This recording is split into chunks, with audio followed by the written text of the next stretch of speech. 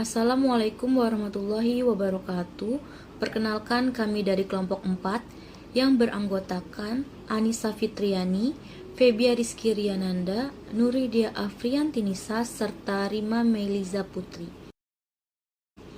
Pada kesempatan kali ini kami akan membahas tentang siklus akuntansi keuangan daerah. Yang pertama di sini ada daftar isi. Di sini kami akan membahas juga tentang pengertian akuntansi keuangan daerah itu apa, sistem pencatatan akuntansi keuangan daerah, dasar pengakuan, siklus pencatatan akuntansi keuangan daerah, dan yang terakhir ada tujuan dan fungsi sistem akuntansi keuangan daerah. Baik, untuk materi pertama akan dibawakan oleh saya sendiri, Febia Rizky Riananda. Baik, pada kesempatan kali ini saya akan menjelaskan tentang akuntansi keuangan daerah. Apa itu akuntansi keuangan daerah? Jadi, akuntansi keuangan daerah adalah proses akuntansi yang terjadi di suatu instansi pemerintah daerah, teman-teman, seperti kayak kabupaten, kota, ataupun provinsi yang meliputi proses pengidentifikasian, pengukuran, pencatatan, serta pelaporan yang bertujuan untuk pengambilan kebijakan ekonomi oleh pihak internal maupun pihak eksternal, teman-teman. Kemudian di sini juga saya akan menjelaskan tentang sistem pencatatannya. Di sini terdapat 3. Yang pertama itu ada single entry. Single entry itu adalah pencatatan yang dilakukan hanya satu kali saja, teman-teman. Yang dicatat dalam metode single entry ini hanyalah daftar transaksi yang mempengaruhi akun kas saja, teman-teman.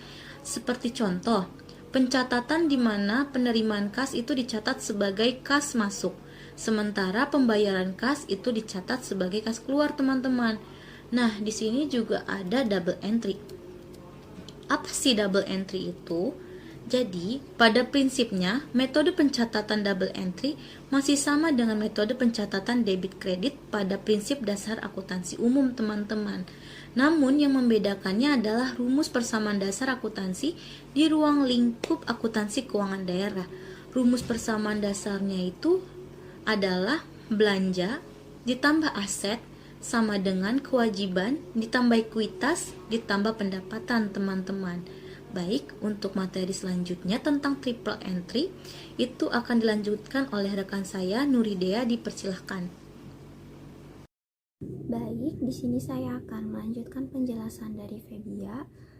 Sistem pencatatan akuntansi keuangan daerah yang ketiga itu ada triple entry.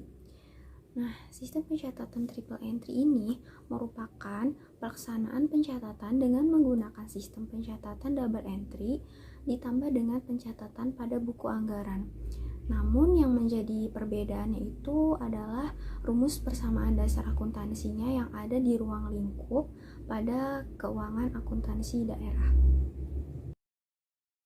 Materi yang selanjutnya yaitu dasar pengakuan SAP nomor 24 tahun 2005. Yang pertama itu ada basis kas.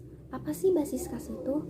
Basis kas merupakan pengakuan transaksi ekonomi yang dilakukan apabila transaksi tersebut menimbulkan perubahan pada kas.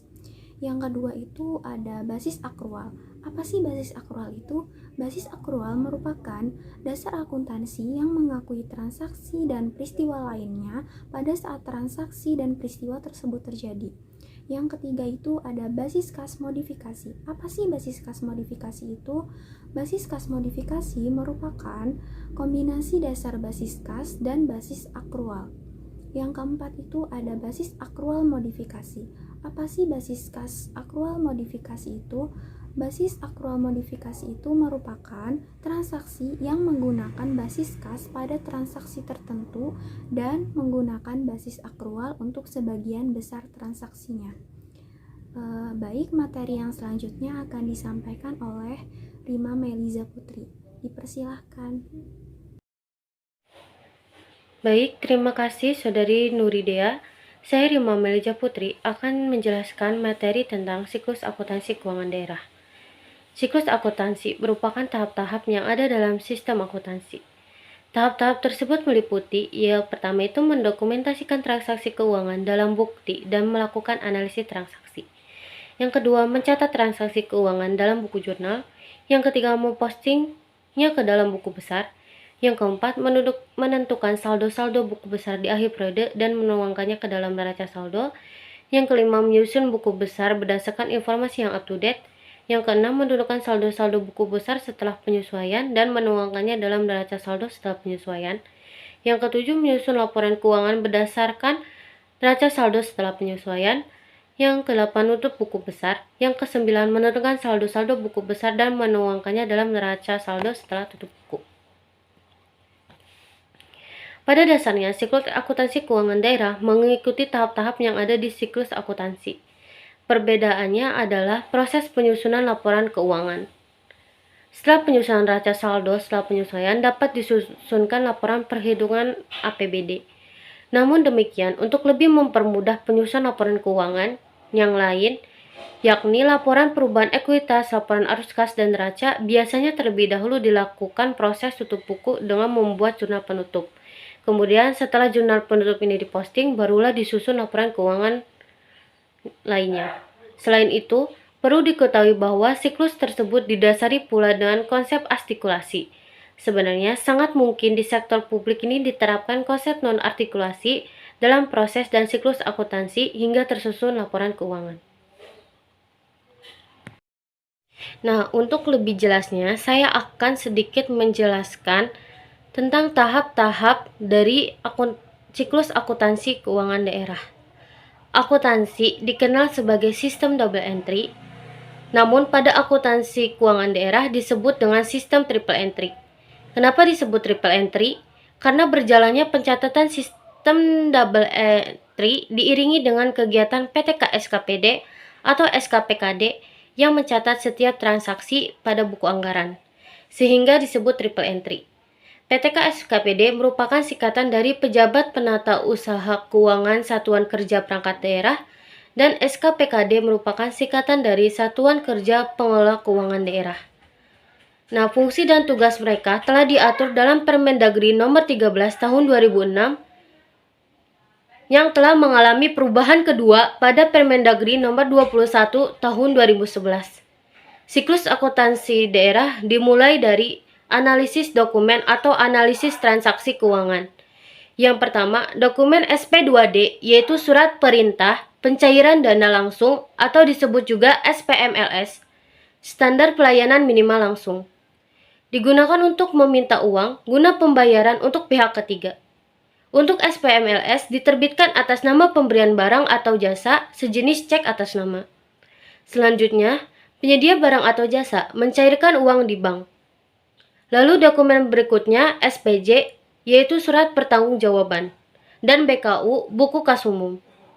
SPJ adalah banyaknya data-data yang berbentuk nominal, angka harga barang, biaya atau upah, pembayaran pekerja hari orang kerja, kuantitas dan harga suatu material.